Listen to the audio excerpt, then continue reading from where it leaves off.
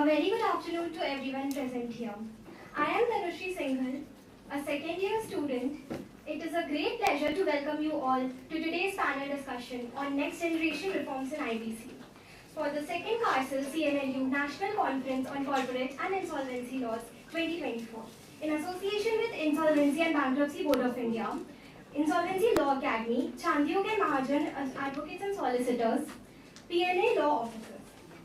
We are fortunate to have with us a distinguished panel of experts, each bringing a wealth of knowledge and experience in their respective fields. Allow me to introduce the esteemed members of our panel. First, we have Mr. Manish Kumar Jha, sir. Please welcome him with a great round of applause. Mr. Manish, sir, is a partner at JSA New Delhi. Sir specializes in arbitration and has over 20 years of professional experience.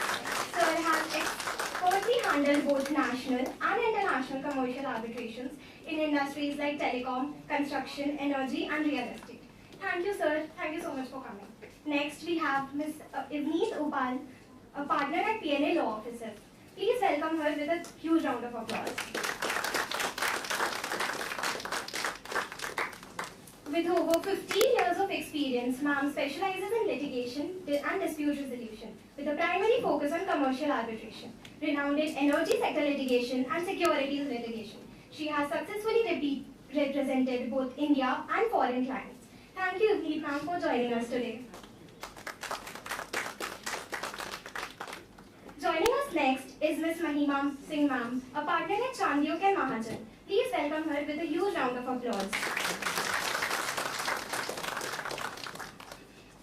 Ms. Mahima ma'am provides comprehensive legal support to resolution professionals and their teams, navigating complex insolvency processes.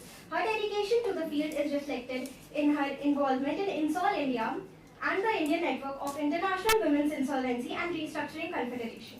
Thank you, Mahima ma'am, for joining us today. Next, we are privileged to have Mr. Diptanshu Singh, sir, Manager, Prosecution at Insolvency and Bankruptcy Board of India. Please welcome him with a huge round of applause.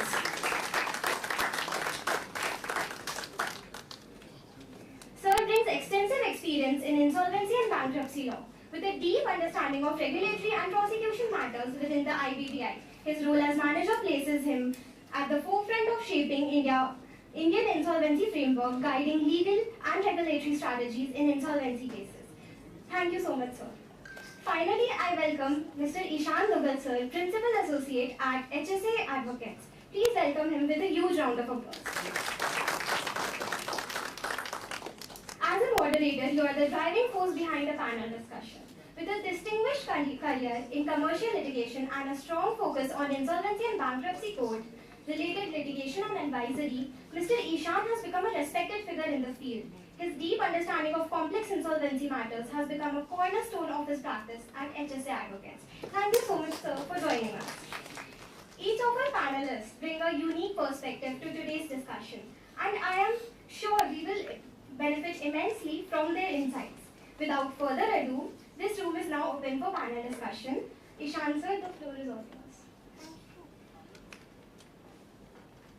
Thank you so much. Firstly, thank you so much for having us. Thank you to our panelists also for joining us. I'll try my best to make sure that this is a meaningful discussion. So, since the introductions are done, I'll just reiterate, I'll be the moderator for today's discussion. As far as the theme is concerned, we'll discuss that what are the next generation reforms that we may see in the IBC. Before we proceed further, I think it is imperative that we understand what is the IBC. We read it in the newspaper, we read about it, we hear it in the news, but what exactly is the IBC? Now, in very simple terms, it is a transformative piece of legislation which provides a consolidated framework that you can stop when you stop understanding.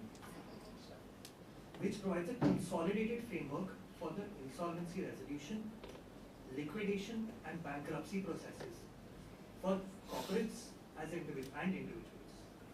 So now, moving on to the discussion, I'll just start the discussion. So, dear panelists, the first aspect that I would like to discuss is that how the IBC came into being. That what was the pre-IBC insolvency regime? Sure. So,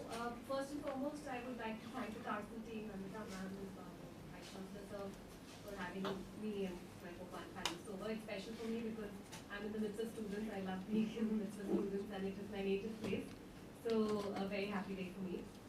Now, coming back to the question which fell from Ishan, the emergence of the IBC, everyone knows it's a paradigm shift. It brought about a radical change in the restructuring framework in India.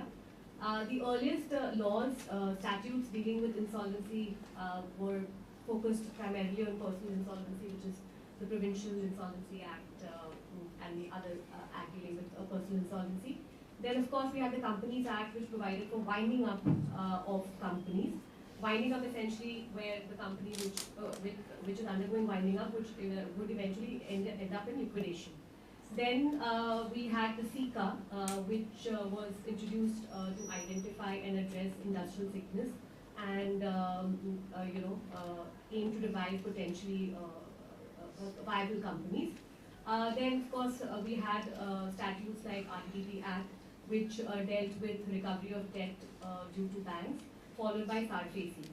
However, what was lacking was a comprehensive statute, which was a framework, a complete framework in itself, which was focused not just on winding up or liquidation of entities or recovery of dues, but actually provided for resolution and revival of corporate entities as a going concern. And that's when the IBC was enacted. As I said, it brought in a paradigm shift in terms of the restructuring framework, because the entire model before this, we never had a regime where once the company is admitted into corporate insolvency, the entire management of the company gets taken away from the promoter's hand and shifts to the creditor's company, which eventually takes charge of the affairs of the company. And of course, you have the insolvency professional who is appointed as the IRP or RP, who is responsible for administering the process.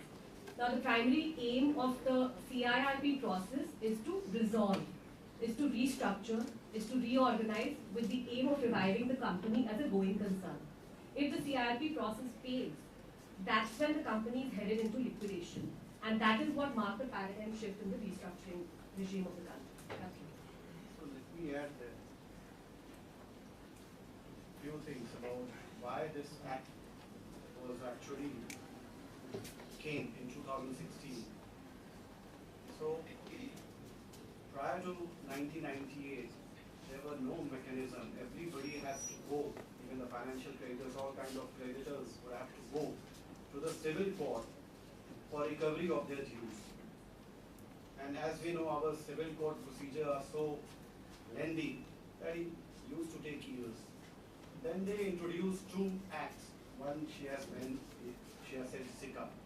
CICA, I also have a personal experience. I'm sure these guys don't have that experience because I started practicing in 1999.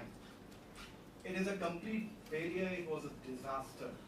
They used to do nothing. EIFR was the institution or the tribunal, you can say, who was looking after it. They did nothing. They were the most inefficient lot of bunch of people.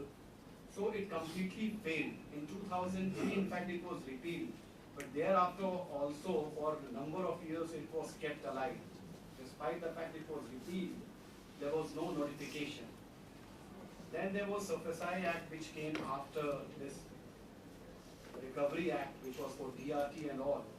DRT also initially did a good job into 1998 onwards. But after some time, it also started behaving the same manner what CICA was going through. CNLU has also a problem because it was only dealing with secured creditors. So therefore, the government thought, and rightly so, that we must have to bring something which she is saying paradigm shift. That we have to do something to unlock the capital. What used to happen that the capital remained locked, the assets got deteriorated for a number of years without any resolution. So therefore, in 2016, this act was brought into picture. So that's what happened prior to 2016 IBC. So you can add up something. Good evening, everybody. Thank you for inviting us for this enriching debate on a weekend. I'm very happy as my first visit to Patna. Sorry, am I audible? This is the first time I've come to Patna. I really do like your campus, and thank you, students, for taking that extra step to making us comfortable. I really appreciate that. In addition to what Mahima and Manisha said, I would just say, in midst of chaos, this was a ray of hope. Standing committee and ministries worked tirelessly. This was brainchild of Mr. Shetty, who was a finance minister at one point in time.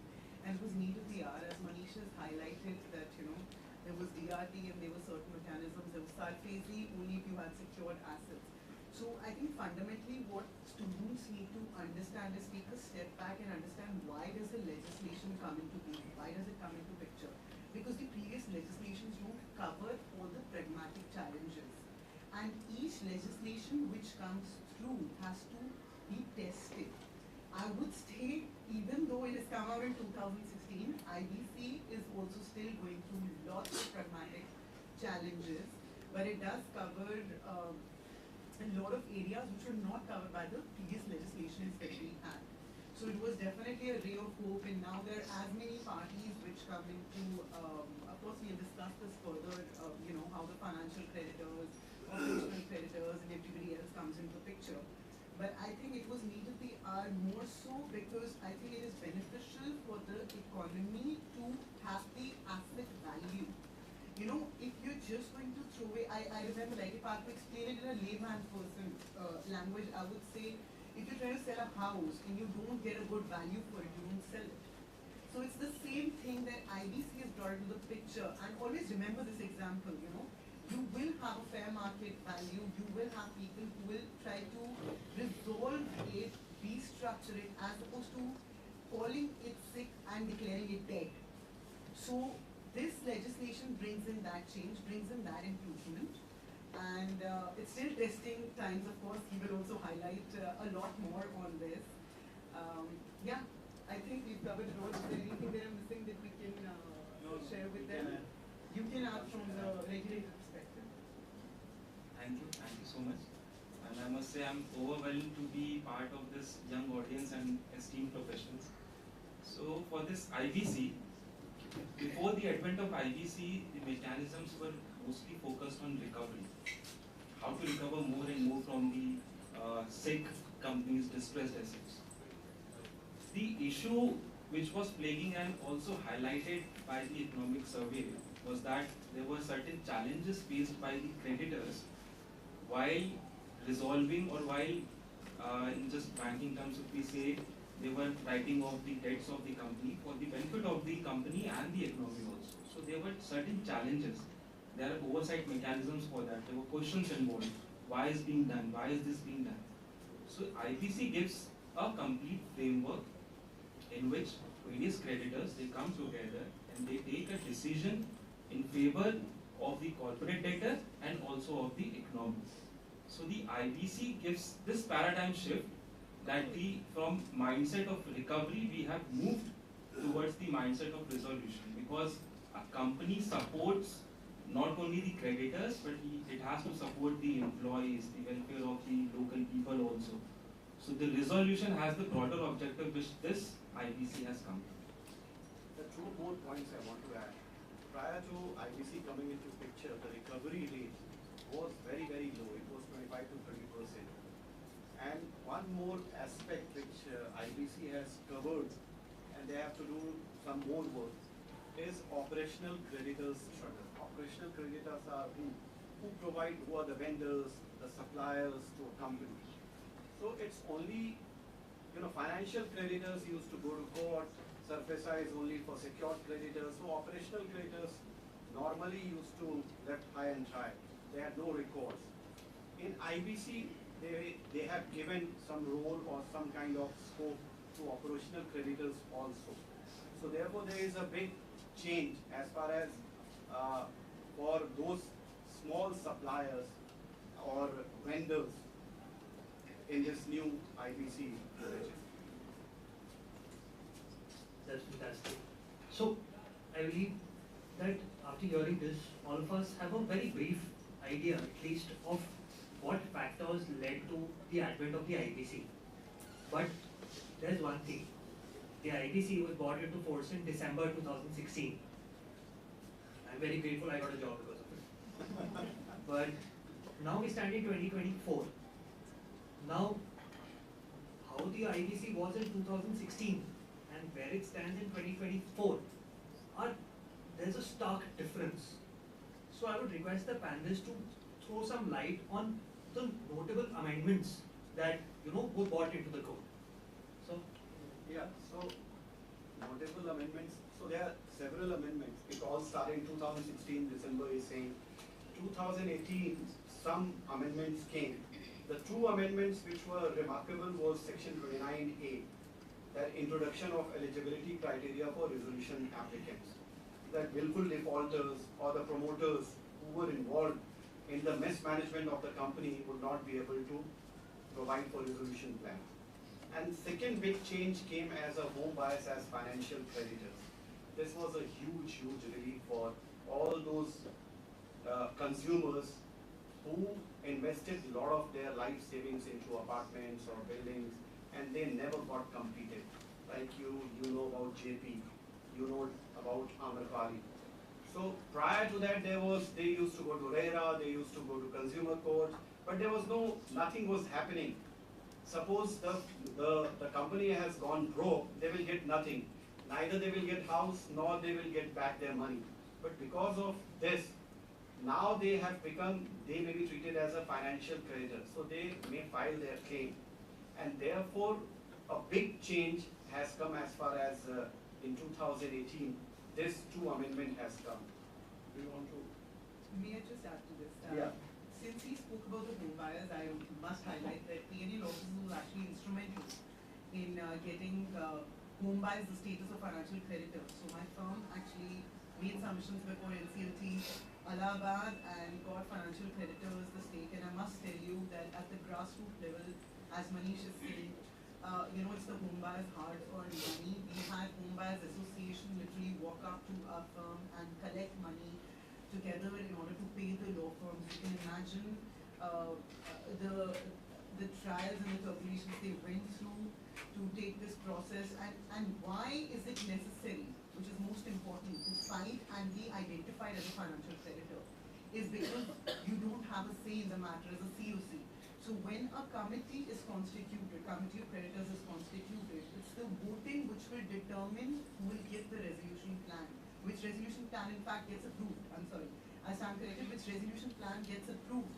And they did not have voting right. So they were neither identified as operational creditors nor financial creditors. And today, home buyers, even though a lot of people look at it as it's chaotic because there are as many home buyers associations, it's their right too, it's their hard-earned money. Just because the magnitude or the volume is less, it doesn't mean you don't have the say at the table. So it was imperative for them to be identified as financial creditors under the regime.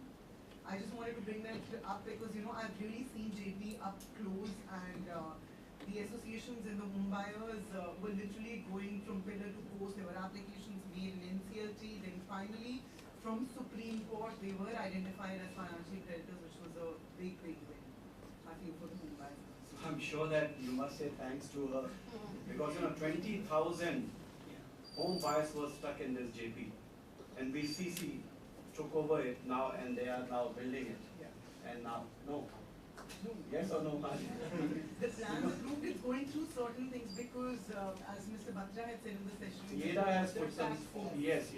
So that, now that has to also be factored into the resolution plan, which has already been approved. but otherwise, we were discussing about home buyers being treated as a financial creditor. So thanks to her for that they are being treated. So I just request you to dig a little deeper on what do you mean by financial creditors or operational creditors in very simple terms. Oh, financial creditors who have given loans, or the company who has borrowed. Operational creditors, I've already said, the section provides for that in what terms, who are the financial creditors. But operational creditors are those who supply to a company. So Or the essentially vendors. the services. The services they identified provide. as operational Yes. creditors. And when you're extending a loan, and in this, in case Like of banks, home buyers, financial institutions are financial NBFCs, financial institutions, anybody extending a loan becomes a financial creditor. So let's understand that a loan that is extended will become a person, sorry, a bank, a financial institution, NBFC, but a lot of these are also identified as a financial creditor because they're also given the money in order to get the home. If you So that was break it through down, that's- this amendment which has Yeah. happened. So, just want to add. So under IBC there are two types of debts: financial debts and operational debts, based on which you are determined as a financial creditor or operational creditor. For financial debt, the time value of money is very important.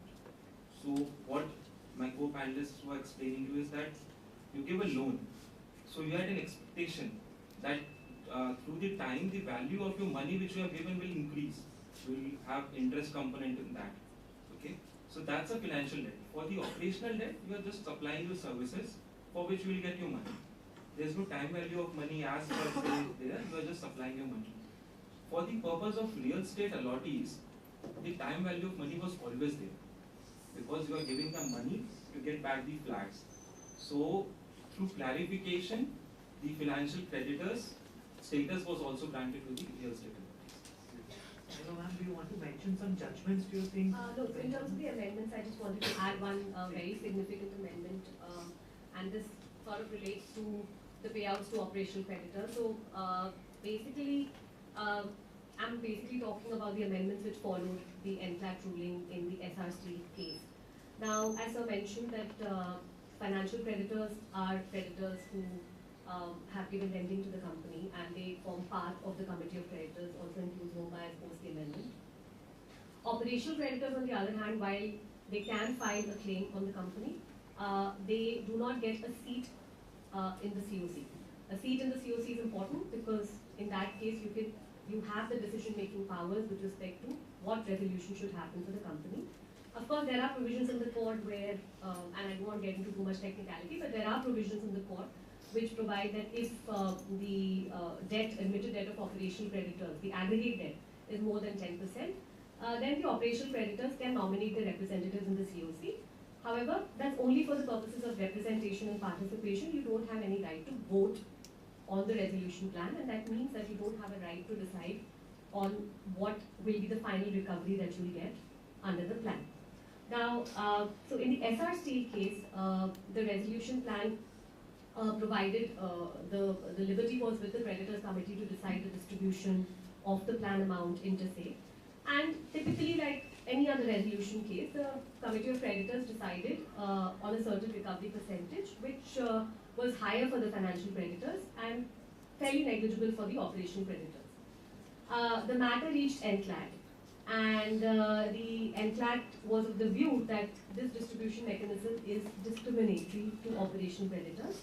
And the then chairperson was of the view, and he gave that ruling, that the resolution plan cannot be discriminatory, and all creditors, irrespective of the classes to which they belong, need to be dealt with uniformly. That means the recovery percentages. So if I have a debt of 10 rupees, if sir as a financial creditor is getting say 5 rupees, I as an operational creditor should also be getting 5 rupees. This led to a lot of consternation amongst the banks and the financial institutions because they are essentially secured lenders. So this was followed by an amendment to the code, which just to add to the two amendments that sir mentioned, I think they are this amendment is very, very significant because what it did was it recognized the right of the creditors committee to decide on the inter se distribution of the plan value amongst various creditors.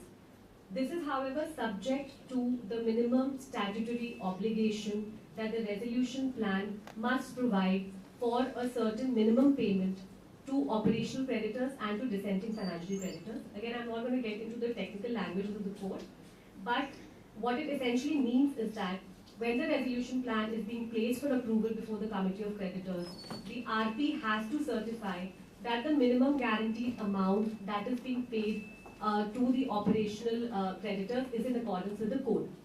Now, this amendment was challenged before the Honorable Supreme Court.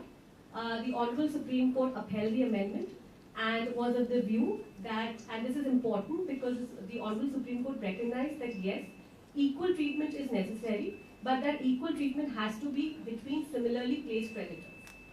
And it's a beautifully written judgment, and I don't know if you have read it already, but it's a must read for every law student. The Supreme Court has gone into the entire history of how the code got enacted. They have gone into examining how financial creditors are differently placed from operational creditors. And then eventually the Supreme Court went on to hold that equal treatment cannot be between different classes of creditors. So that was one set of amendments that I thought we must highlight. And the other one I think is the amendment which relates to pre-tax for MSMEs. I'm sure we will be raising that subsequently. Apart from the amendments which have been brought about in the statute itself, and we are hoping that in the upcoming winter session we will see maybe we're just hoping for some more amendments. But there have been a lot of significant amendments which have also been brought about by way of the CIRP, the Corporate Insolvency Regulations, as well as the Liquidation Regulations, which actually the IBPI issues under in exercise of its powers under the code. So it's worth the while to look at the amendments and how the changes, how the regulations have also evolved, over the years. For instance, last year, a very important and a much needed amendment to the CIRP regulations was allowing sale of parcels of assets under a resolution plan if a resolution plan for the company as a whole is not being received for the company. So I think that's also a very path-breaking amendment. So IBPI is also taking steps from time to time to step in wherever certain changes are required.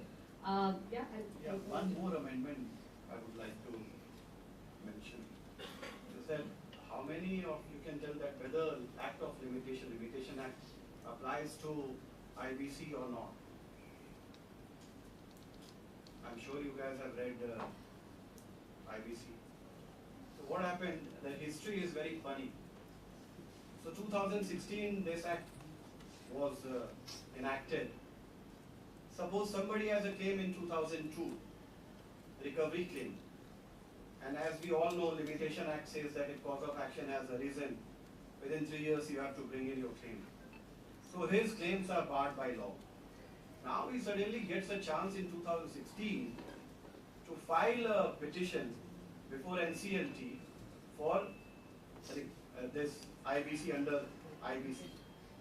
So somebody files it and the NCLT decides it in his favor and says that since act is new, so his cause of action would arise when the act has been enacted on the day when it has been enacted.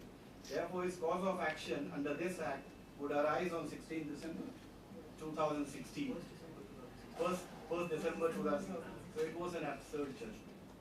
So it was overruled, but then the government has to brought in a clarificatory amendment that Limitation Act is applicable.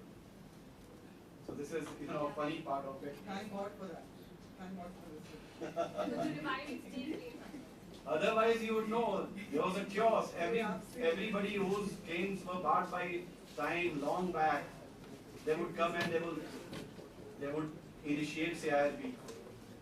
Also, I think it's not such an expensive mechanism. You just have to pay a fee of 25,000. It's not as expensive as filing a suit. So this mechanism is adopted by a lot of people, but you have to obviously establish the basic ingredients in order to file a section 7 and 9.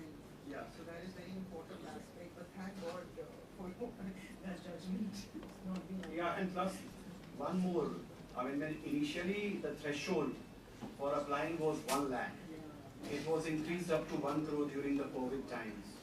So this was one major amendment, because what we were seeing prior to this amendment, that even small defaults, because of some defaults like 2 lakh, 3 lakh, even if somebody has not been paid salary, he would approach for insolvency. So therefore now that has been taken away by increasing the threshold to 1 crore. So that is one important. And then she has also clarified about pre-pack, which is very important, which the other panelists will talk about. See, feedback if you want to talk about it. But just one request, can we start with what do we mean by MSL? Like we use these terms on an everyday basis. Yes. But for everyone, just can we start by just explaining simply what are MSL? So just adding to the amendments, there was one more notable amendment was in 2019 was regarding clean slate principle, which is given to resolution applicants. So what is happening in IBC is that a new company comes up, resolution applicant, he takes over the corporate debtor, whole management, and then section 32A was inserted to ensure that no Hydra head is popping after that.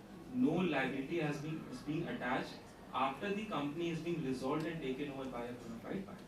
So that was a notable amendment. Now coming back to the pre-pack insolvency resolution system, it was so what was happening is that MSME sector, if you are aware of the micro, small and medium enterprises sector, there are some thresholds with respect to the plant and machinery and the investments in plant and machinery and the turnover of the companies which they do. So under MSME Act, under section 7, they are categorized as either micro or small or medium enterprises. So what we saw that in our country, in India, MSME is the backbone of our economy. And the organizational structure of MSME is very complex and very centric to a person. The person who is heading that particular unit, it is very centric to it. So for resolution of that MSME unit, whether it be micro or small or medium, as per the classification, it is very important to take on board that particular individual. So IBC, Insolvency and Bankruptcy Code, this is a creditor in control regime. Okay, so what is happening when the insolvency resolution process starts? The committee of creditors is formed, an insolvency resolution professional comes up, and the management goes out, and all the going concern functions are performed by the insolvency professional and approved by the COC. But in MSME, to resolve MSME, it was important that that person of whose unit it is, it has to be here. So a type of debtor in possession model was taken, where the person, that MSME unit, he will prepare a base resolution plan and convene a meeting of all his creditors and say that, see, this is the resolution plan which can be approved. And then there is whole mechanism which follows. There is a challenge mechanism on the base resolution plan. The challenges, the other resolution plans are also invited from the market, so that best resolution plan is taken. The most important thing is that the promoter himself, he is given a chance to promote to match the best price which has been received from the market and retain control of the company while giving creditors their due money. So this is what pre-pack has come, the notable shift from the regular IBC process. I heard a very interesting phrase, creditor in control. Now we were given an agenda that has certain topics.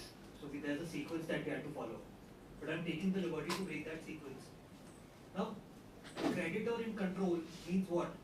Company, there's a default, yes, insolvency proceedings are initiated. Now, the old management is suspended in India's insolvency regime. And a neutral person called the interim resolution professional takes over, and he runs the company as per the directions of the committee of creditors, which are nothing but the people who have to take money from those promoters or directors. Now, but if we compare our insolvency resolution regime to other regimes, let's say US or UK, which essentially follow debtor in control regime or DIP, then, sir, I would like your views on what do you think is more effective, creditor in possession or debtor in possession? I think it works differently for different economy. Naturally, I think that debtor in possession, as far as Chapter 11 regulation US is concerned, what they do is they do the reorganization. They give a lot of chance to the company management itself to revive, restructure it, reorganize it on several times. Like in 2008, GM went into liquidation. And because of this reorganization process, they were again revived. And now you can see that they are one of the topmost automobile sector manufacturers. But as far as our economy is concerned and IBC is concerned, I think in India, creditor in control works much better. So that is my personal view. just adding to that, even Tupperware has initiated proceedings under Chapter 11 of the Bankruptcy Code. So no tiffin for anybody now. But why, sir? Why does creditor control work better in India? You will get chance to ask when. Yeah, we'll have a Q&A session, so please note those down. In fact, second, what Manish just said, in a country like India, it has to be creditor specific because, there is a way this economy works, and there are big industrial houses which have been there in India for a while. Essentially, these are the promoters and the directors of the company, and they have a certain style of functioning. So I don't mean to look down upon any other system or any other country's system, but I think it's a more viable option for a country like India, so that it doesn't become promoter-centric and the creditors have a say, because there is a mechanism, a very specific mechanism. A bank has extended a loan and a bank needs to be repaid that loan. So it's not a thing to be discussed or debated. If a loan is extended, there is a certain interest component to it which has to be paid. Otherwise the entire banking system of the country will collapse. So it has to be, in fact, in a country like India, creditor-centric, and I'm sure any number of debates have gone into making this IBC legislation creditor-centric from that perspective. I'm going to move to, I think, our most favorite topic, which is the challenges that are being faced in the IBC implementation process. So, ma'am, would you like So to you are start? all going to be sitting until tomorrow morning. Like, this is what you were talking about the last 3 years. Ma'am, would you like to start? So, is it something that all of us have to do? Because then I will keep my points limited. Everyone will have I'm pretty sure there'll be an overlap. One point each, I suppose. Yeah, I think that will make sense. So see, we are talking about a statute which is 8 years old, almost 8 years old. So we have to be fair to it, just like any other adolescent. We have come a long way, as Sir mentioned, or Ishan mentioned that 2016, the form in which the code was enacted, there have been substantial amendments and changes which we discussed some time back. Having said that, we are talking about a dynamic law, the purpose of which is to evolve and adapt to the needs of the time.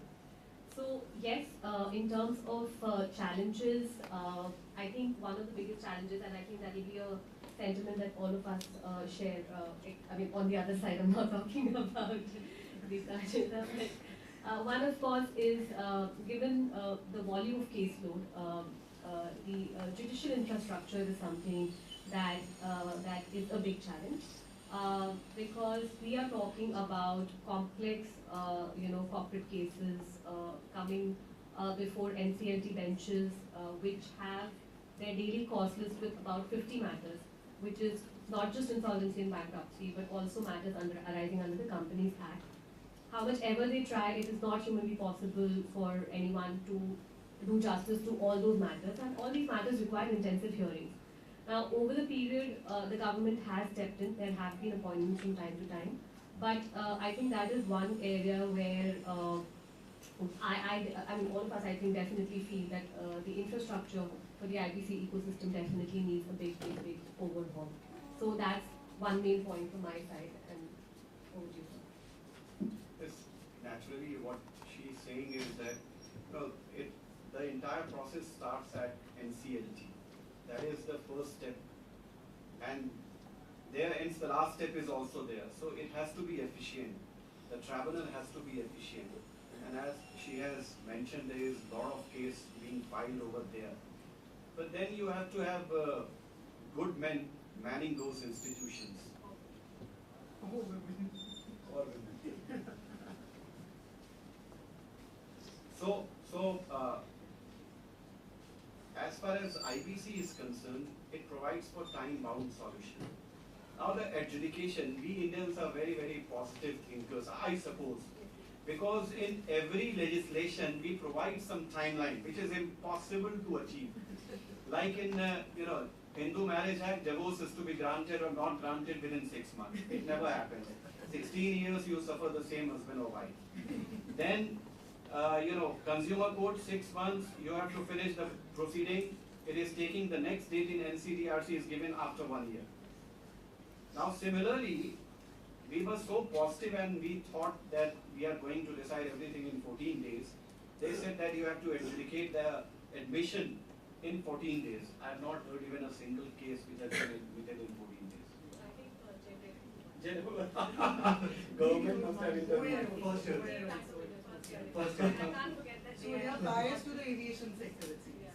Jet Airways was one thing. Yeah, he's saying Go Air as well. Go Ahead did get a little stretched because of the opposition from the lessors, but Jet Airways was like God in the morning and we did like the evening or thing. Anyways.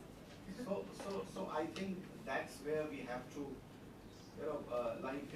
practical example I'm saying, Chandigarh bench and CLT is functioning with only 2 members. Sitting in afternoon, one bench, and the other bench is functioning in after 2 o'clock. So it's impossible to handle the caseloads what they have.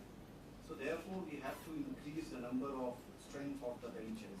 That is one which I think is going to help in efficiently handling the entire process.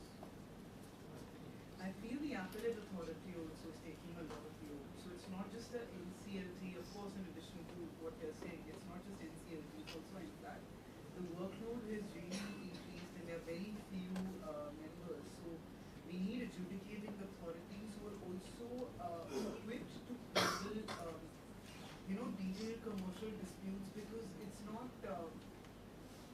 There are many aspects to it. Obviously, you're looking at IBC, but there are as many stakeholders which come before these forums.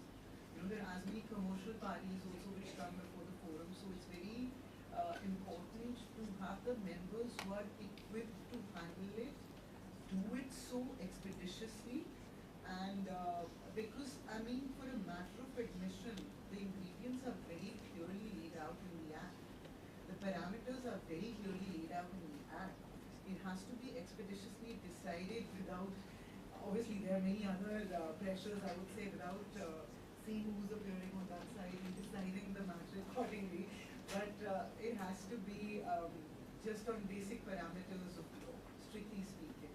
And that is what will enhance the capability of the adjudicating authority making it this thing. And the other challenge I honestly feel, of course we can finish off this and then I can come back to that challenge. Would you like me to continue on this thing? Okay, so the other challenge I feel is that in, again, a country like India, we have, where I feel is that the resolution plan needs to get through. So it's not just the approval, there has to, although there are specific timelines of resolution plan getting concluded, but I want to emphasize on this aspect that the resolution plans need to effectively be implemented and concluded. And that is one of the biggest challenges. There are not as many resolution applicants. There are not as many people coming in. And of course, there are many challenges to it. Like for example, since she brought out JET, I would point out Go Air. In India, system changed a few years back. I think prior to that, probably Manish will be able to highlight on this. We take airplanes on leases, right? So the planes are assets of that particular company. For example, Indigo or Go Air. These planes are leased out. They are owned by the lessors and not by the company. It's a lease. It's exactly how lease works when you lease out a house, a property. It literally works like that. And we cannot throw it in the pool for the resolution applicant.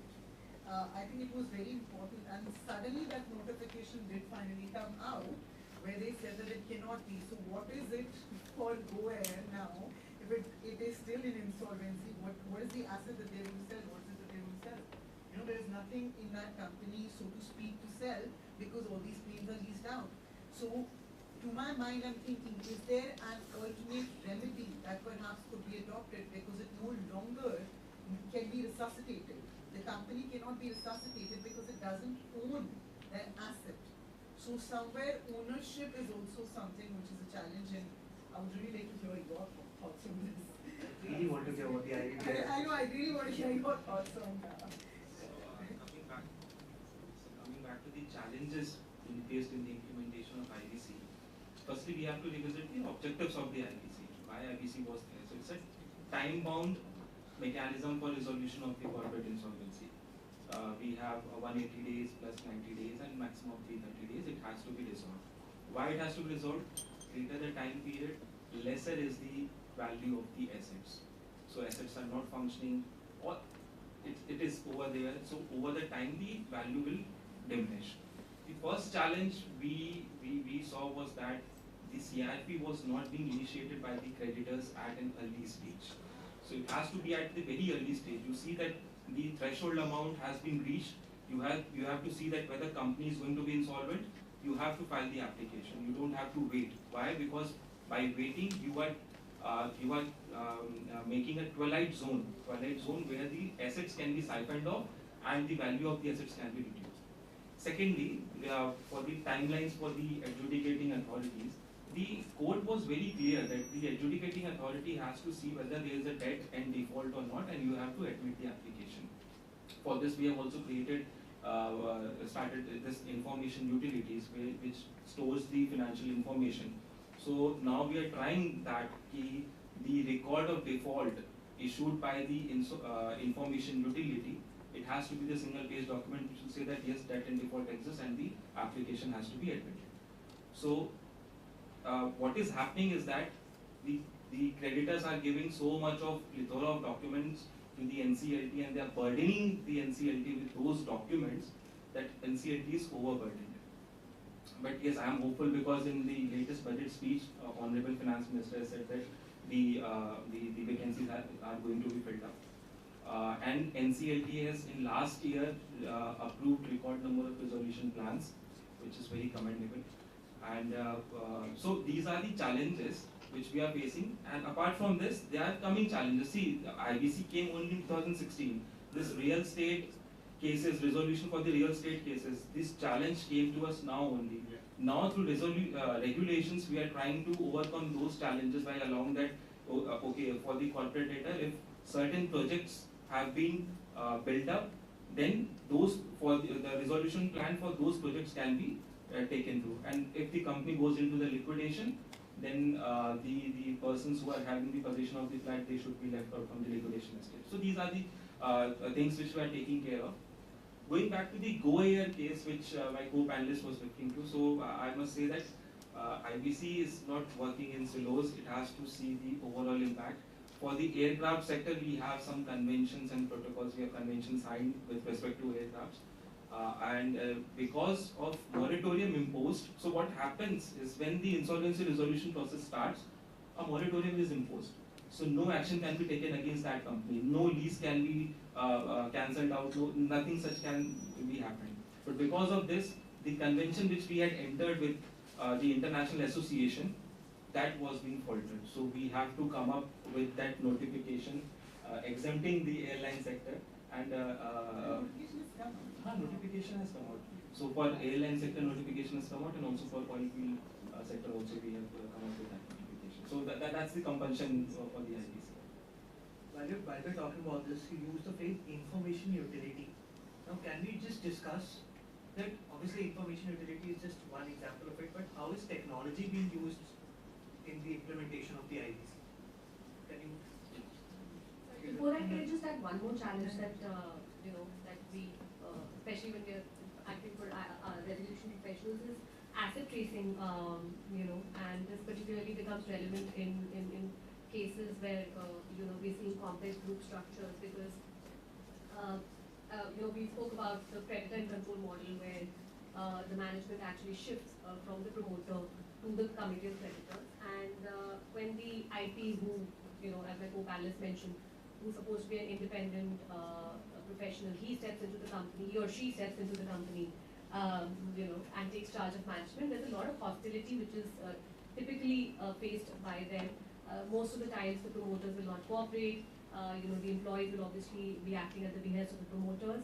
So that is also one significant area of challenge, because one of the primary duties of the insolvency professional once appointed as the IRP is to take custody and control of the assets. Now you can only, it's not like the promoter, I'm sure there would be some cases where the promoters are cooperating, but typically we find that the promoters are non-cooperative, and therefore taking custody and control of assets becomes a big challenge, and without taking custody and control of the assets, running the resolution process becomes meaningless.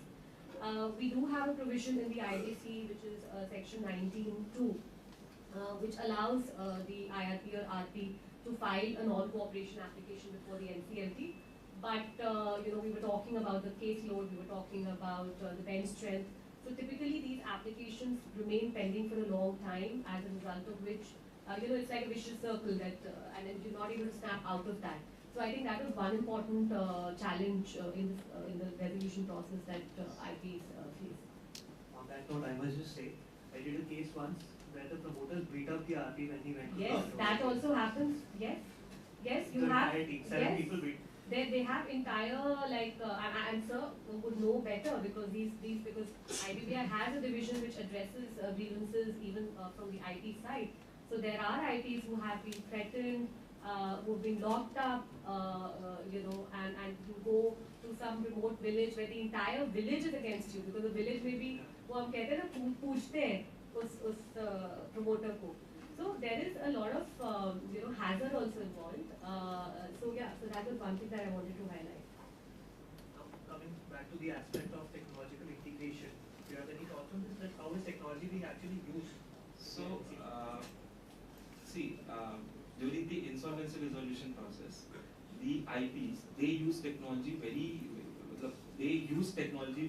for voting also, they use it for conducting voting.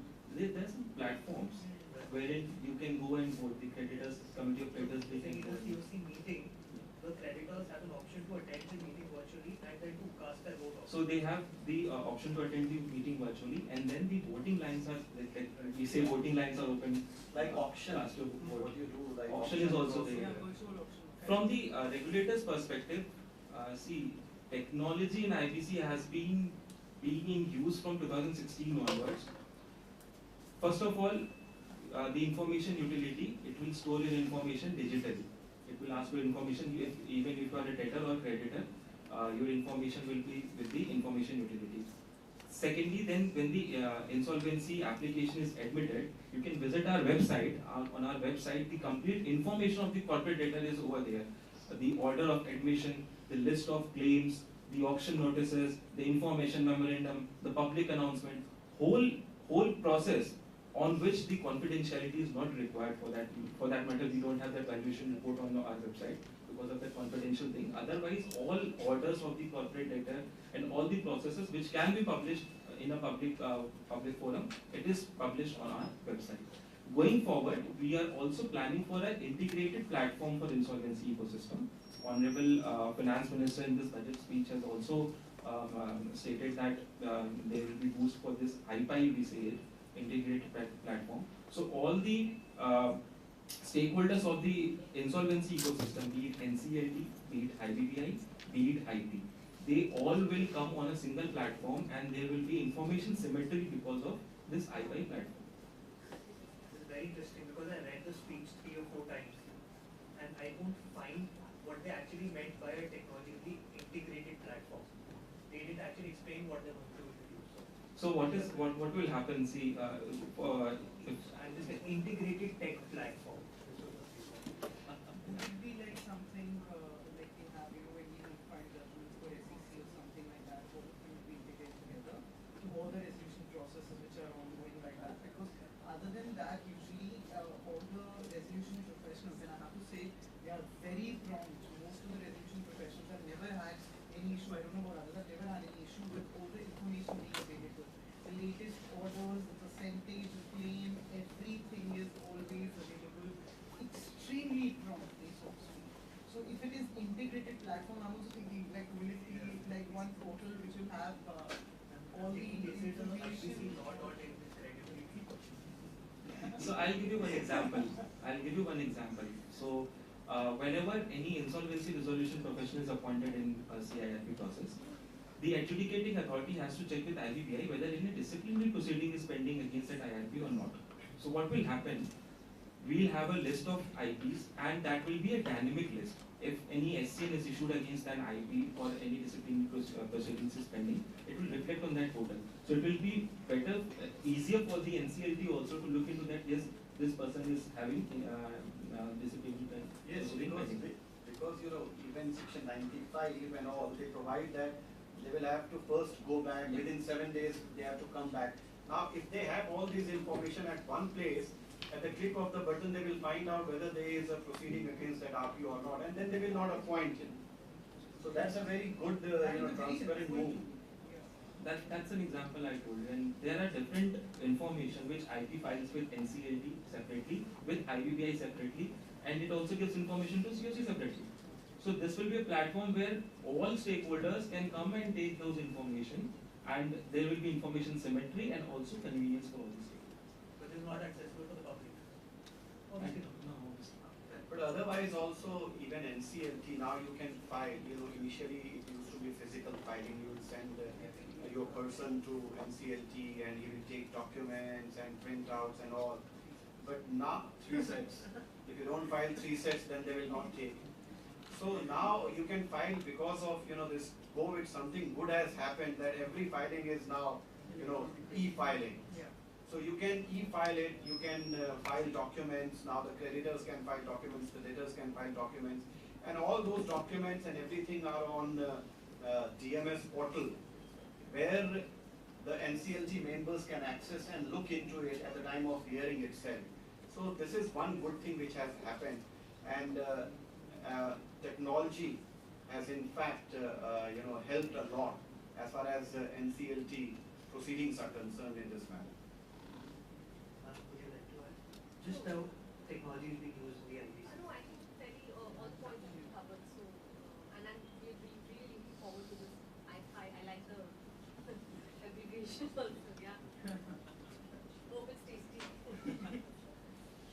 So now that we're talking about the IBC, and like Sir explained that there are financial creditors, there are operational creditors. Let's just talk about one aspect. That are all the creditors treated equally, or is there a certain set of creditors that are facing any issues? So, So that's the problem. I think that's one of the challenges, and I'm sure IBBI is going to do something about that. Operational creditors, what is happening right from the beginning, that operational creditors don't have any say in the COC meeting. They can't go. And liquidation value, when it comes up, there is nothing to be given to them. There is no share. So in most of the cases, what was happening in 2017, 18, 19, they used to get zero, nothing. And everything used to be like 99% haircut, 99.9% haircut. So therefore, I think there has to be something, a threshold limit, that at least minimum amount should go to the operational creditor, because they are the backbone, or they are the manufacturers, vendors who are supplying materials to the unit. So therefore, their interest must be protected, and something must, some sort of legislation through regulation or substantive amendment to give some right of voting to the operational creditors also. Though it is provided that if you have 10% or more than that, then you can have something like that. But ordinarily they don't have. So therefore that's the problem. They get nothing. And as she has described, initially NCLT tried to say that Article 14, everybody is equal. But now, unequals cannot be treated equally. So that's what Supreme Court said. But I think somewhere it has to be, the process has to something to be given to operational creditors. You one were to see it through the lens of the creditors, the secured creditors, unsecured creditors, financial creditors are also obviously categorized. I just want to see it from a standpoint of a creditor, and I represent a lot of creditors. I do understand why operational creditors come in the scheme of things in the waterfall mechanism. They are so down below in the priority, because there is as much volume that needs to be covered before them. So jab tak unki bari aati hai, honestly I think everything is mostly exhausted and there is really nothing left. But if you were to see if a bank is actually extended a loan of 100 CR, they are already taking a haircut, as opposed to operational creditor who has given a service of let's say a few lakhs. I'm not, again, not to distinguish, but just to give you like a pragmatic example of this, which is why they are so low on priority. Of course, I mean, there can be perhaps a resolution, क्योंकि उनको interest तो मिलना नहीं है. So if they could just get what we have expended as a service, the operational creditors, I think, but I do understand why it gets exhausted by the time it gets to them. most of the resources and everything. No, we're just talking about balancing the interest of all Exactly, stakeholders. balancing the interest of all the stakeholders, but then the creditors, which are, I'm just trying to think about it again as a pragmatic challenge, because there been many resolution processes, then the creditors, the financial creditors need to also have that threshold to include the operational creditors, because they are the ones who cut it out, then the resolution plan will never get approved. You see, if each time, and again it's a pragmatic challenge, each time if the operational creditors are factored into the resolution plan, the piece in the pie becomes smaller for the secured creditor. So invariably what you're suggesting is that this aspect will have to, this person will have to take a haircut, the secured financial creditor will have to, which he will be reluctant to do. So it becomes a very difficult scenario, and this impediment, I mean, I hope this bottleneck is resolved at some point of time, because every stakeholder should be treated at equal parlance, no two things about it. But I'm just trying to point out the pragmatic challenge. So on this I'll say, see, under section 30, the operational creditors have been provided safeguards. So what will happen, suppose there is no IBC, and the only option is to liquidate that company. Paisa nahi mila hai, you have to sold the assets of the company, and then you have to take back the money and go back. What will happen in that case? Everybody is taking haircut in that case also. We have given, the operational creditors have been given this safeguard that whatever is the liquidation value, so there is a parameter that if the company goes into liquidation, X amount will come. So X amount will come, the registered value will say that this is the liquidation value which the company will be fetching. So if that liquidation value is being distributed to all the creditors, then what is the minimum amount this OC is going to get that he has to get in the resolution plan? This is the safeguard it has been provided so that the COC of FCs, they don't override the rights of the OCs. What are their, I would say, rightful due of the OCs, they are not overridden by the FCs. So this is the safeguard that has been provided to the OCs. So, we're talking about creditor-related issues. Is also right now, of course, we've spoken of the operational creditor versus the financial creditor issue, which yes is an important issue which needs to be addressed. But there's also within the class of financial creditors, I would like to highlight that we were talking about SR where the Honorable Supreme Court said that similarly placed creditors can be treated similarly. Then came the Amit Metallics judgment, also known as India Resurgence, where the Honorable Supreme Court held that irrespective of the nature of the security interest that a financial creditor may be holding, you have to make the distribution pro rata, which is on the basis of the admitted claims. Thankfully now with, and that of course has not gone down well with the secured lenders. It is being applied in various cases, but very recently in the case of Ruchi Soya, the Supreme Court has referred the matter to a larger bench because it has expressed its disagreement with the reasoning given in Amit Metallics. And I think that is one area, in fact, if we're talking about the future of the IBC, I think this entire lack of clarity on interstate creditor rights when it comes to financial creditors is a very, very important area that needs to be addressed. Either the clarity comes in by way of a judicial amendment, or the legislature steps in to probably set right what what sort of went a little astray with Amit Metallics. Just an input on this, that this technology development case, which is actually, so this was listed on the 13th of September, so I'm doing a matter which is related to this.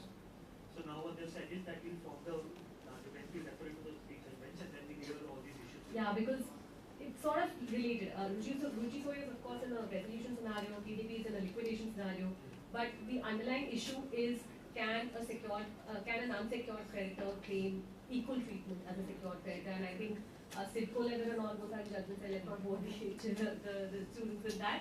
But yes, this is one area which definitely needs much needed clarity needed here. So now I would like to proceed with one thing. So we've probably gotten a fair idea of where the IBC came from, where we stand today. Yes, there are some success stories. Yes, there are challenges, and that is fine. Now let's see where we are heading. So I would request your input on this. That do you think that there are any proposed amendments which may be in discussion, obviously subject to whatever can be disclosed, that may streamline the process or iron out the issues?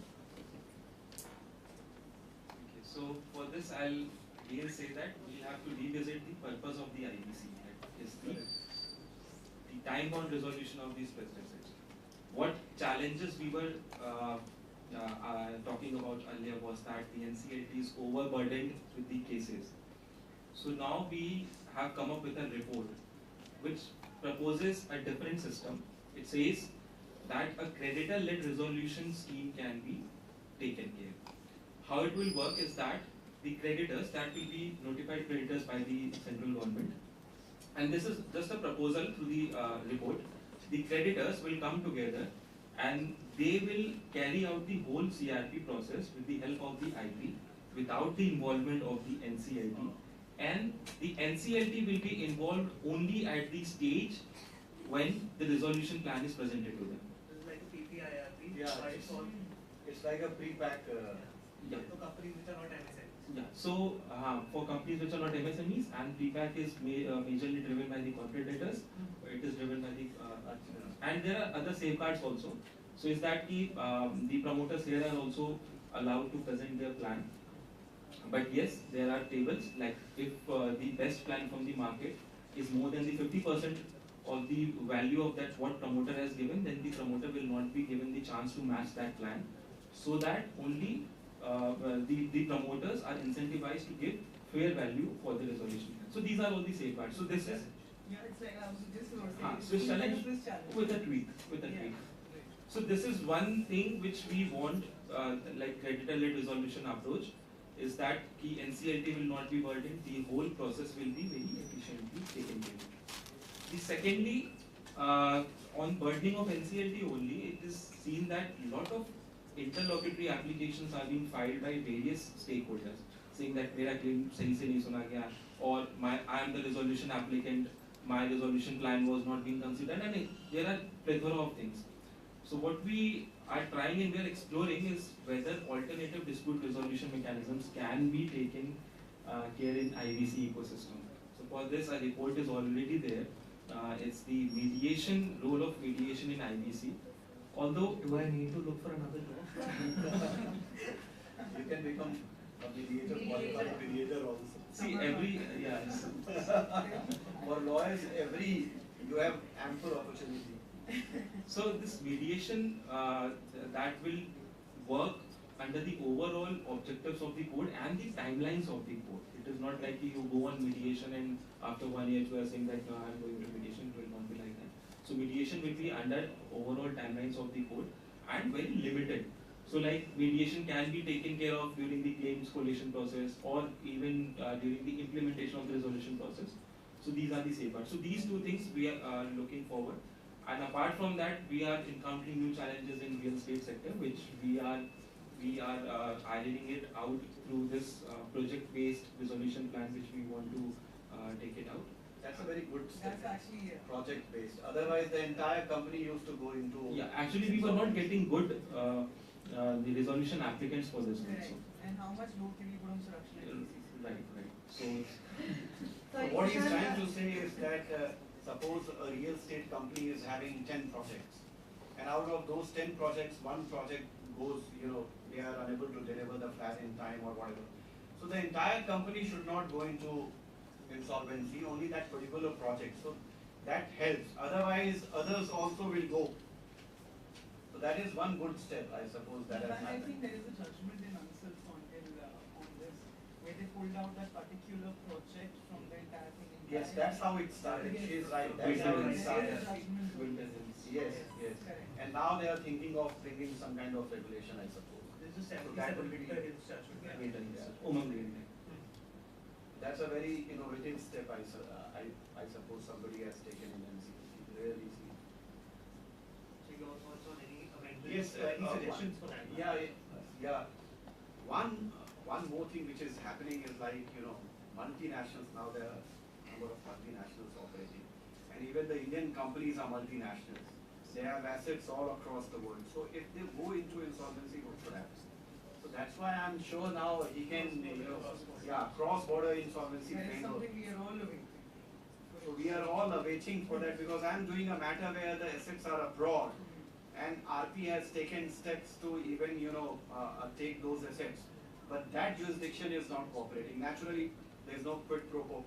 So therefore, we have to have some kind of cooperation. If we adopt the ancestral model law framework on this, then we can have cooperation with other courts, other countries like UK, US, and all those places. So this is one big thing which is going to happen, and in near future, and they are working on that, I'm sure. I love how everybody is addressing the IBBM. He is the regulator. For the cross-border insolvency, No, so I think my top 3 points I think have already been covered. One is of course very keenly looking forward to this creditor-led resolution process, and would encourage all present here to read the report because if it is coming, then it is the next big thing in IBC. Mediation is also a salutary sort of measure which is being considered. And third, as mentioned, cross-border insolvency framework is the need of the hour. So yeah, I would put it in that order. Would you like to address any of the? No, I think that's for the. It's a little bit. I think for the The cross-border legislature has to insolvency. step in also. Yeah, so for the cross-border thing, we have several cases which have been resolved through cross-border, through coordination, cooperation mechanism, which has been provided in the UNCITRAL. And secondly, we have also have 2 reports on the cross-border insolvency, and it's under consideration of the government. How long would you give for the mediation? Because I know this is one mechanism which has been introduced, but when we do arbitrations in general, mediation fails in 2 sittings, and it's going to go into arbitration. So it's a very precursor which we know is set to fail, and then it is actually going to go into arbitration. So I'm not sure if. See, like the report says that there are various safeguards. The COC with 66% of voting will say that this particular thing has to go to mediation, then only that thing will go to the COC for inter-se creditor arrangements. And then if there are, with respect to individual claims process, then they have to be, they can be decided by mediation, but under the overall timelines of the court. So that has to be taken care of.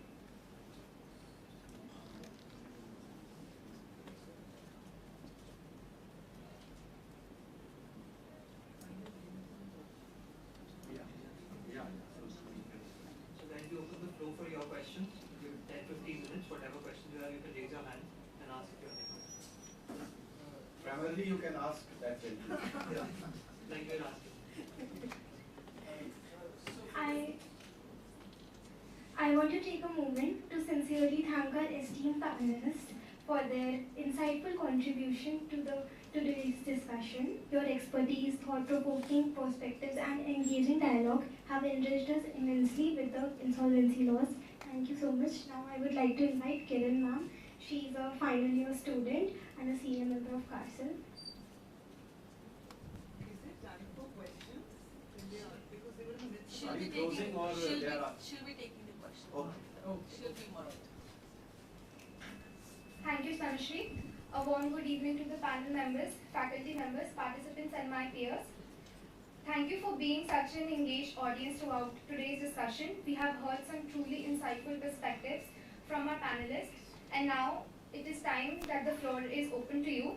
I invite questions from the audience. Please raise your hand to indicate your interest.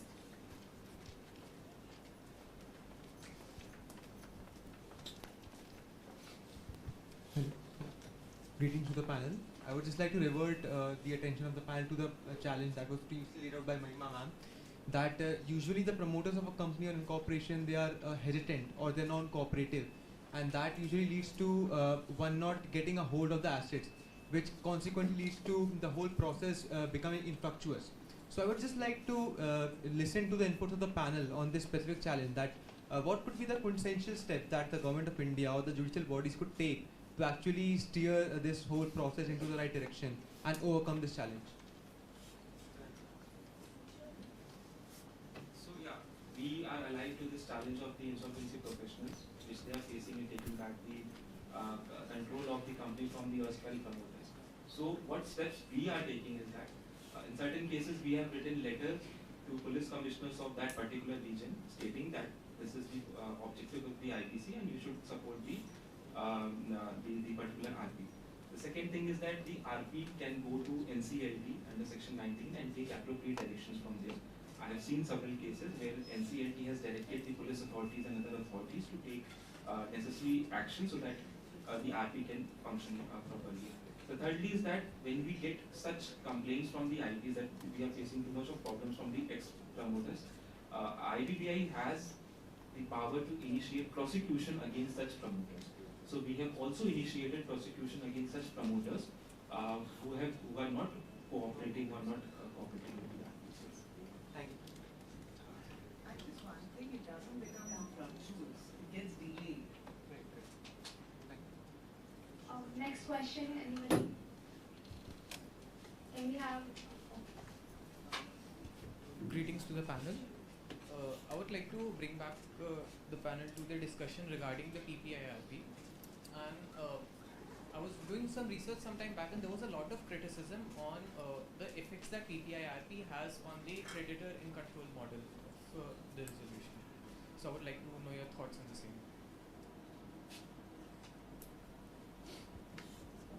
Can you explain your question once again, please?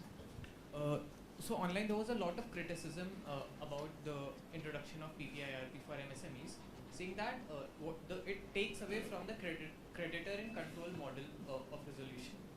So I would like to know what is the depth of these claims and does it really happen? Basically, that is what the pre-pack model is about, right? The pre-pack model is, I wouldn't say antithesis, that would be a little extreme, but it is to enable the MSMEs to bring about a resolution while not losing control of the company. There have been challenges, and I think pre-pack for MSMEs have not worked out because there are views that it still involves a lot of stages of judicial involvement. There's a wage resolution plan, then you have to compete with outside bidders. So I think that the criticism is coming from that perspective. But in terms of creditor in control versus the company being in control, that is essentially what the pre-pack model is. So yeah, I think if that sort of addresses your anything. Any more questions? Just adding one thing to this. Even if you read what the PIRP or PPIRP in depth, you realize that yes, the promoter is in control, but at the same time he's still working in tandem with the creditors to come up with a pre-claim payment plan. Now that does not take away anything from the creditors. Why? Because it gives them a quicker exit. Now I'll give you one example. If you're a bank, you've lent me 100 rupees. I'm not able to pay it back. Now in your books, that 100 rupees will reflect. Now there are provisioning norms, basis which if you go to the next year's balance sheet, you'll have to deduct 10% or whatever amount is there. So the debt in your books is decreasing. So the banks face a lot of pressure because of that. Operational creditors also, if I'm a small businessman, unfortunately I did a business with you for 1 crore 10 lakh rupees, you weren't able to pay a penny to me. That money is still outstanding. But this PPIRP, although, right, it does not give me any say in the management of the company, but it gives me a shot at getting a quicker exit. So it is still beneficial if you see it. Any more questions? This gentleman has a question in this session. Please. Mike. Good evening, panel. My question is about cross-border and insolvency. Like even the panel mentioned about cross-border case involving assets abroad. So how does current IBC framework handles the case involving stakeholders or assets abroad? And what the lessons we can learn from the other countries to strengthen the approach of IBC in India?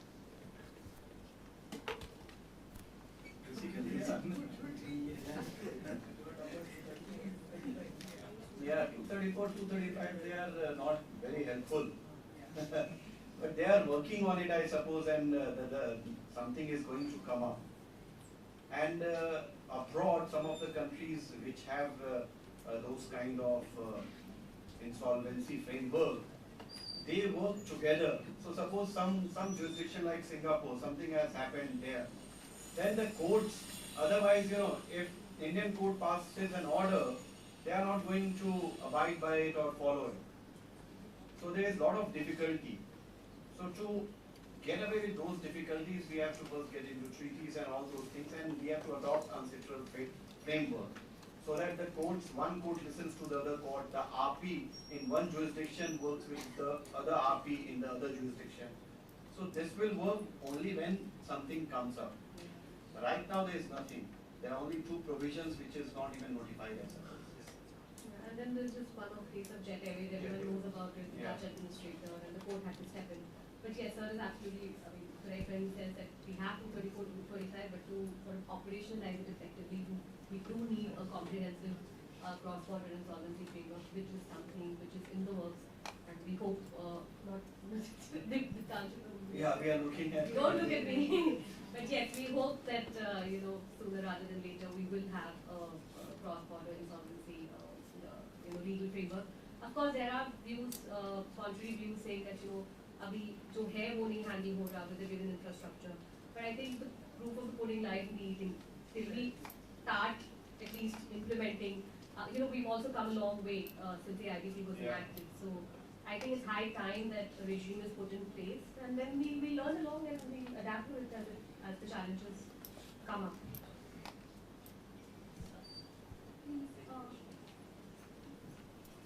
Good evening, panelists. So the first challenge that you guys mentioned just at the beginning was the system overhaul of NCLT. Now, if it were up to you, how would you want to see that system overhaul to come about? That's a nice question. It's like No, the first one is that you have to increase the number of members. That's the first step, yeah. The members are not there. Like I gave you an example, Chandigarh bench is working only with 2 members. And there are a number of cases, they are working in 2 shifts. So impossible to handle, caseload is tremendous. So that is the first thing one should do, to increase, and he has also pointed out that they are working on it and they are going to increase the number of benches and the members. That is one thing. Then the other thing is technology, some kind of technology, what he has explained also.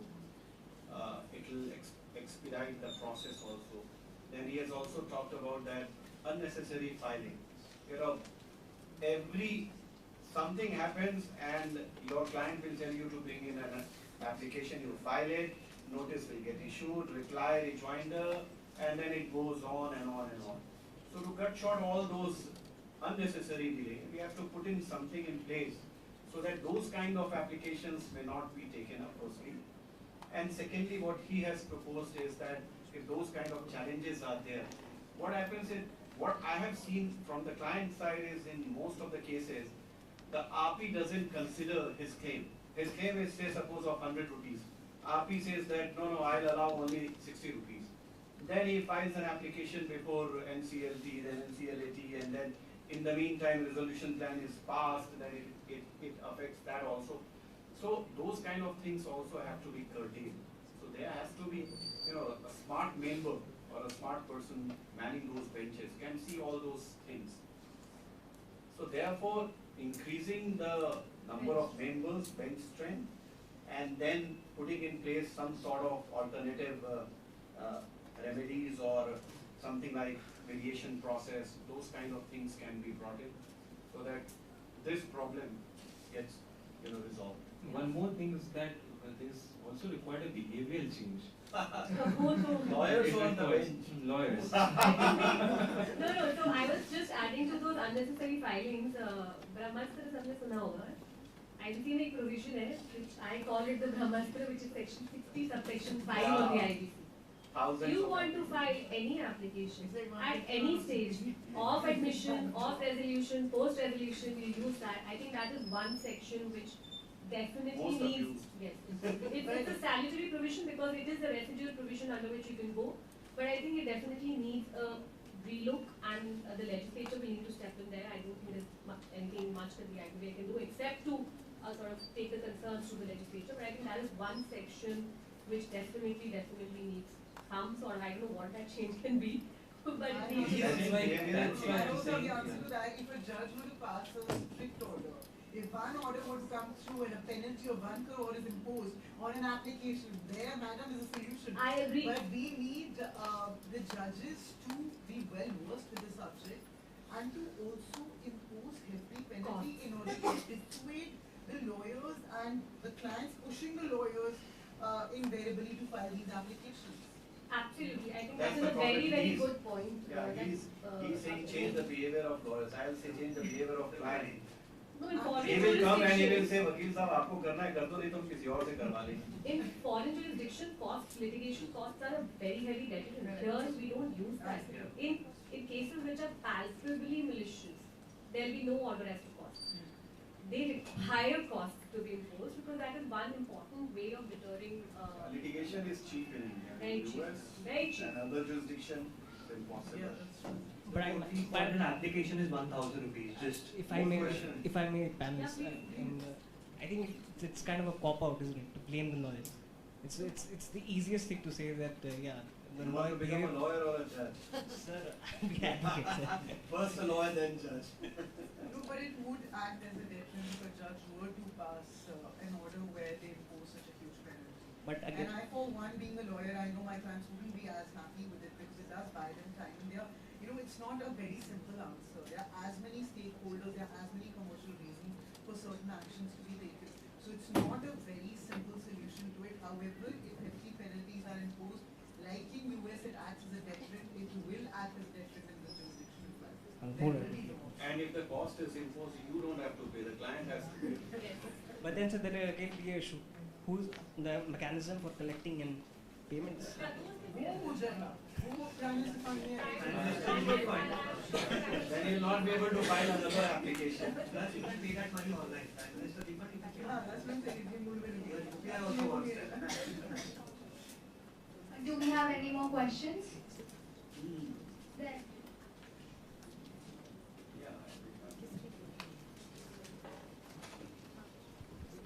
Greetings to the panel. My question is for Dipanshu sir. Since we're looking, I feel that IBC is still working on a trial and error basis. And how do you see its constant evolution? Like, do you call it its adaptability? Like we make amendments to any law for fitting in, like adapting to the change in society. But since it has come in 2016 itself, and there has been numerous amendments, so do you think there was a gap in the original framework or design of the legislation, or it's simply adapting to the times? So I'll go by the latter version. It's the adaptability. I say there were 5 amendments which were put into place that were to address the problems which came into fore after the implementation of the IBC. And going by the overall effectiveness of the IBC, it has been working very well. Because if you see the resolutions, the recovery percentage, if you see for as on the basis of the fair value of the assets, or because see, when the companies at the starting phase, when the companies came into IBC, they were on stretcher, they were in the ICU, they came to IBC and then they were fetched a good price. From the liquidation value, this is around 171% or 170%, that's very good. And for the fair value, it's around 86%. So they were getting very good amount, and the recovery, which is incidental, it is also very good. It is around 34, or it fluctuates around 42% or 34%. When we average it out, if I say you don't average it out, if you will see for some companies it is very well. So the achievements of the IBC has been very well, and the amendments which we come through is to address those grievances which we receive from the stakeholders. Just to add to your point, between 1st January in 2017 to 31st July 2024, the NCLT has disposed of cases which dealt with 16,53,486 crores. Adding up to what he was saying, that IBC has worked effectively. One example he has given, and I can give the figure. SR Steel, the total debt was approximately 54,000 crores, and ArcelorMittal bought it for 42,000 crores. So 90% recovery rate. So otherwise it would have fetched nothing, zero, zilch. So therefore, IBC has worked not only in SR Steel, in Bhushan Steel, 56,000 crores, they fetched 35,200 crores, 65% recovery rate. So these are two prime examples that it has worked. And you see the, steps taken by the legislature, how fast they adapted it. There was a problem, they brought in some kind of amendment.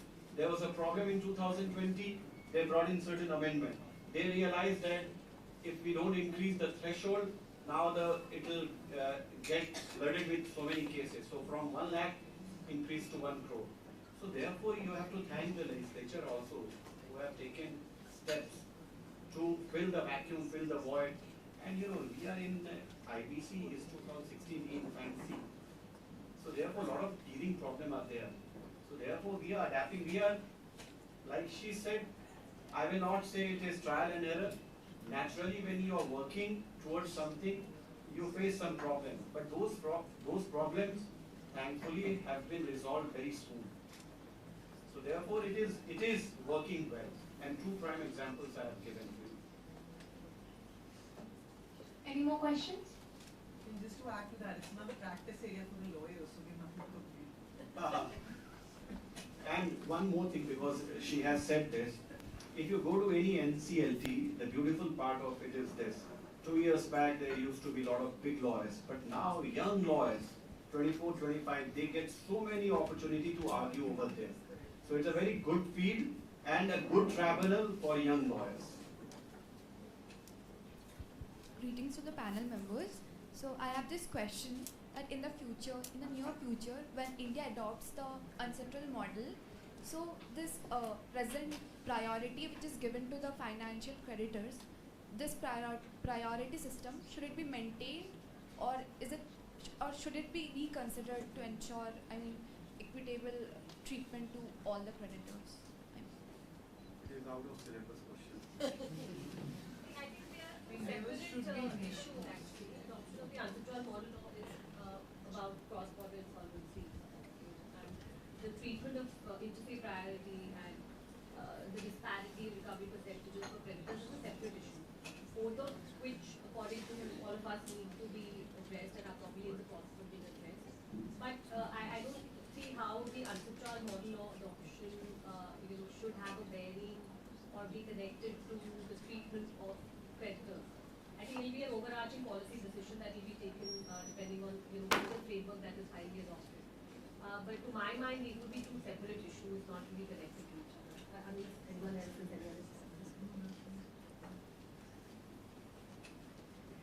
I understand the enthusiasm of the crowd, and I am very thankful to you for being this enthusiastic. Yeah, before you close, for students, whoever is studying this, that some of the judgments which are landmark judgments, and as a student you must read it. I'll give just names. You must go through it, and some of them are beautifully written. And if you go through it, if you go through SR Steel matter judgment, you will understand everything about IBC. So I'll just give you the names. One is Swiss Ribbons versus Union of India. You can note that.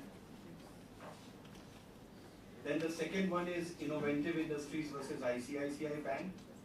The third one is ArcelorMittal versus Satish Kumar Gupta, which is on 29A. It is a very important judgment on that aspect. Then I'll say everybody should read this judgment is Committee of Creditors of SR Steel versus Satish Gupta, which is 2019, which talks about COC's commercial wisdom, and they say that it must have primacy over everything. And it has, what used to happen initially that COC used to pass resolution plan, but NCLT used to interfere. By this judgment they said that you can't interfere, you can interfere only on the grounds which are provided in the statute. So they limited the scope of challenge. So this is a beautiful judgment, you must read it. Then there is K. Sashidhar versus Indian Overseas Bank. This is also on the commercial wisdom of COC. Then JP Infratech, you should read it because this deals with home buyers, and she has also appeared, so you must read it. And the next one is Pioneer Urban Land and Infrastructure versus Union of India. This is also about real estate challenges. And one she has mentioned is Ruchi Soya Industries versus Innovative. So all these are available on IBPI website. You can just go and find it on one place. I have taken it from there. I think it's a great thought by Manish sir, because I think all of us would agree, we are lawyers, that the best way to understand any statute is to read judgments, and these are, as sir mentioned, beautifully written judgments, must read, and if they really give you a complete 360-degree perspective of why the court came in, what is it about, and obviously the issue involved in the judgment. And some of the judgments are written by one of the best judges, Yes. Justice Nariman. As I was saying, I thank the audience for their enthusiasm and the experts for their insightful and thoughtful answers. We truly appreciate the time and effort each of you has put into sharing your expertise with us today. Your willingness to engage with the audience and provide such in-depth responses has enriched this discussion and made it even more meaningful. But as we near the end of today's event, I would like to take a moment to reflect on some of the key insights we have explored together. We had two panel discussions today, one on the topic of IBC and sectoral challenges, and the second, which is the present one, IBC and next generation reforms. Particularly in reference to this panel discussion, I think this was quite a ride because we traveled into the past. We explored how IBC came into the picture, the legislations that we had before, and why they failed. By that I mean SICA, DBRT, then provisions in the company law which provided for liquidation. Then we came back into the present and discussed the notable amendments that we had in the past years, particularly with reference to Section 29A and with reference to home buyers in the case of JP in Pratik, thank you. Obviously, we had extensive discussion on the SR Steel case, and I am going to go back and read it, definitely. Then we also had a good discussion on what are the challenges that the current regime faces. The most prominent one being the number of cases that are piled up in the NCLT and how it is becoming increasingly difficult to, solve these disputes. On top of that, we also have this issue of bench strength. As sir discussed, that Chandigarh NCLT bench only has 2 officers there. We also discussed about asset tracing and how promoters make it increasingly difficult for resolution professionals to trace assets, and they refuse to cooperate and basically delay the whole process, which results in reduction in the value of the assets. Then we walked into the future with Diptanshu sir discussing all the new amendments that the government is proposing to have, including the iBuy platform, which will be a technologically integrated platform. As I want to close this key points for the second discussion, I want to bring out some of the key points that were made in the first panel discussion and which are very closely related to this one. One being about the behavioral change that this panel discussed. It was in the first panel as well. The panelists talked about this change in the attitude of the people and how we need to have a culture that promotes the insolvency regime in this country. And he suggested that the change needs to be there in the attitude of promoters and bankers, which will require a push from RTI. Alongside that, what is needed is that there should be clarity on cross-border insolvency, clarity on the priority of EPF, and preventive insolvency. Other than that, one more important fact that was mentioned in the last discussion was while the code was not designed keeping in a particular sector in mind, comparing it to the US and UK, the insolvency regime does not require amendments because the economy is mature. So the panel was basically favoring the idea of change in the attitude and the culture of the insolvency regime, so that the IBC itself customizes to each sector and we require less and less a number of amendments.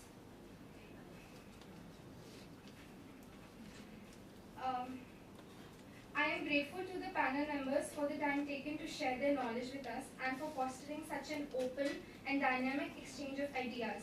Your input has not only informed us but also inspired further reflection and conversation. I must add that today's conversation is just the beginning. Let's continue to reflect on what we have learned, ask new questions, and find ways to take meaningful action. Moving forward, the moment we have all eagerly anticipated has finally arrived. It's time to present the awards.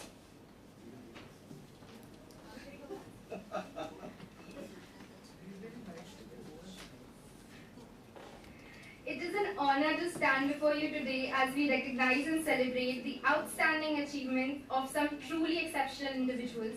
Today's valedictory ceremony is a testament to the hard work, dedication, and passion that each of our honorees has shown in the conference.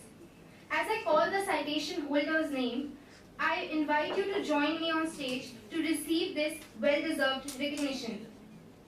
Firstly, I invite Mr. Ishan Duggal and Ms. Mahima Singh to come forward and present the citation for the third best presenter, which goes to Sumana Kundu and Sudiksha Reddy Patil.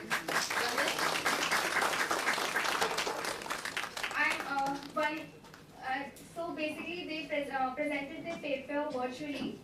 So I request one of the members from the OC to take an award on their behalf.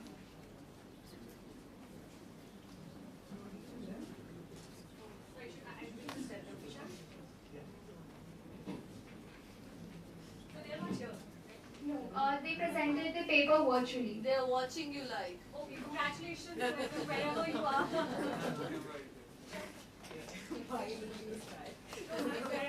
Can I correct it? No. She was doing right there.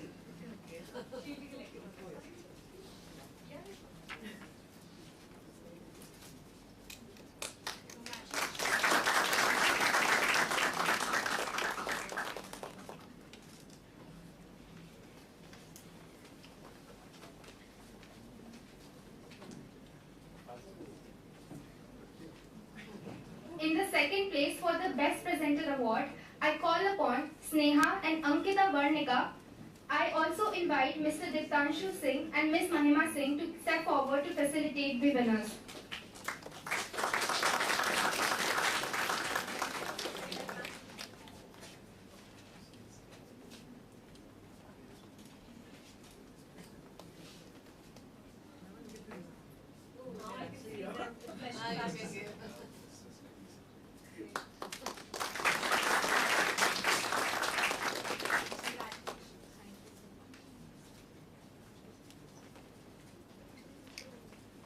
And now for the prestigious title of First Best Paper Presenter, I am delighted to call upon Kushagra Dwivedi, and I warmly invite Ms. Avneet Uppal and Mr. Manish Kumar Jha to step forward and facilitate the presentation of this esteemed award.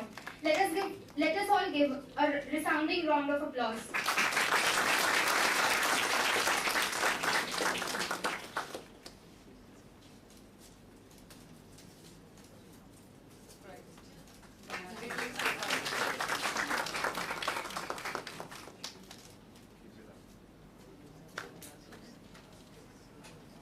Thank you, panel members, and congratulations to all the winners. I wish you continued success and even greater accomplishments in the future. I would now invite Ms. Yashila Bansal, fourth year student and the student co-convener of CARCIL, to propose the vote of thanks.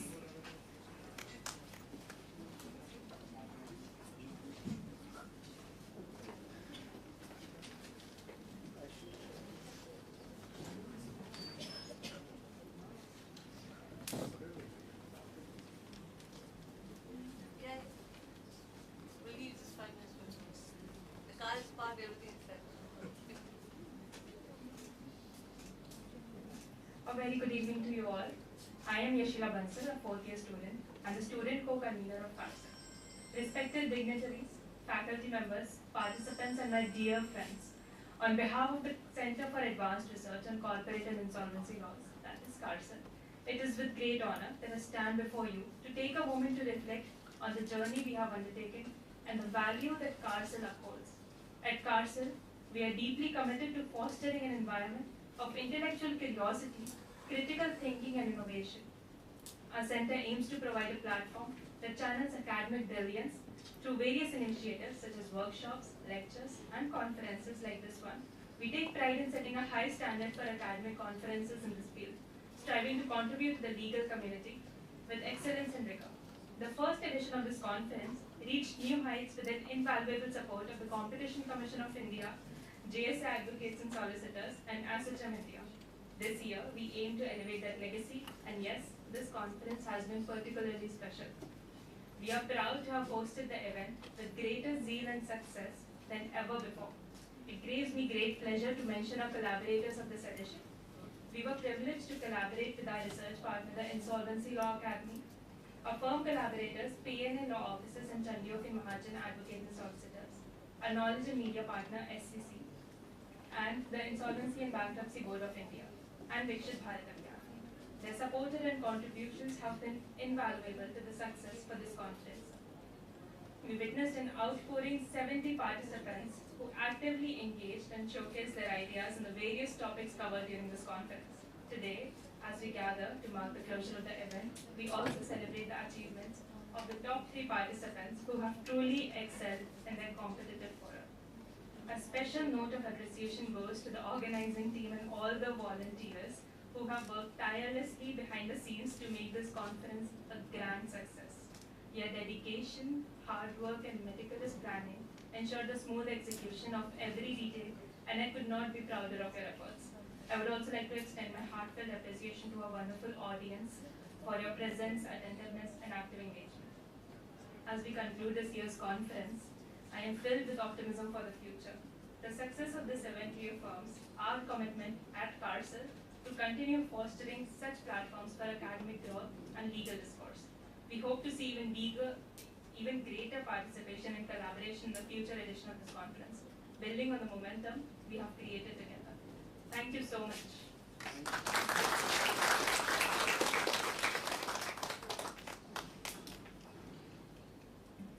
Thank you, Yashila. So now we come to the last part of this event. I request all the winners and judges, and please, Nandita ma'am, please come forward for the photograph. Yeah, I request all the winners to please come forward. All the winners. Yes, the first best winner. Please join us for a group photograph.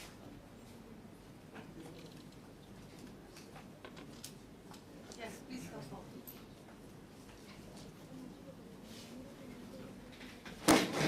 It's alright.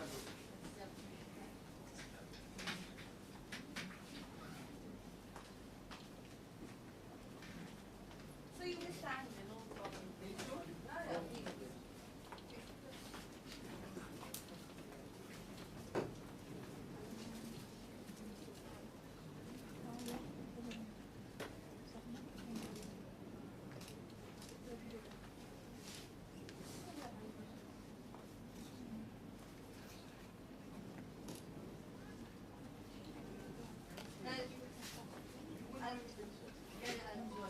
I'll request all the students, all of you come please forward for a group photograph, then we can fly.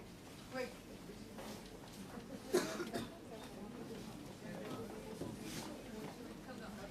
Please come.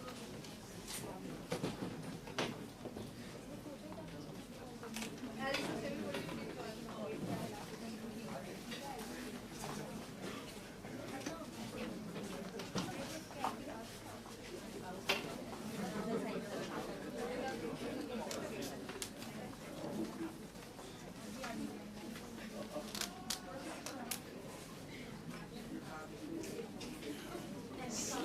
Yeah, please, like.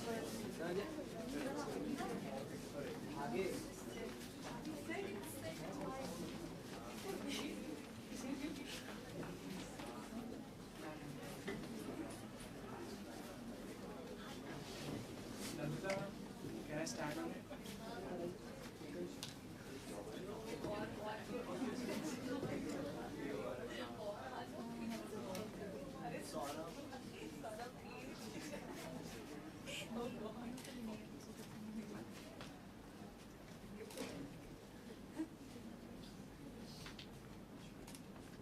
Alright, like, get a few more people from the sides, it will come in middle.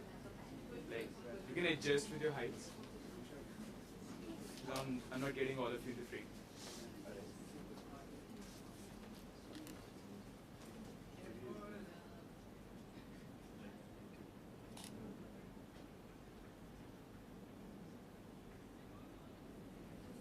Thank you.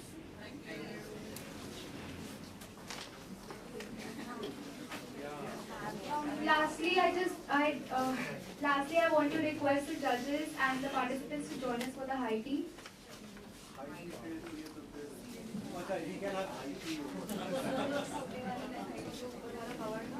Can we take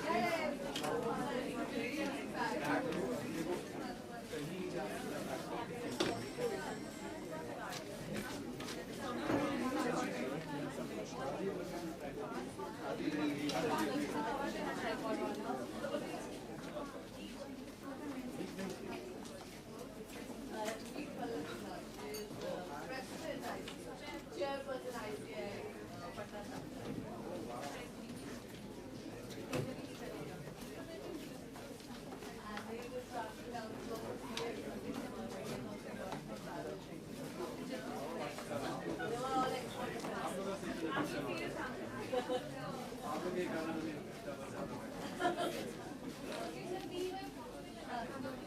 Thanks a lot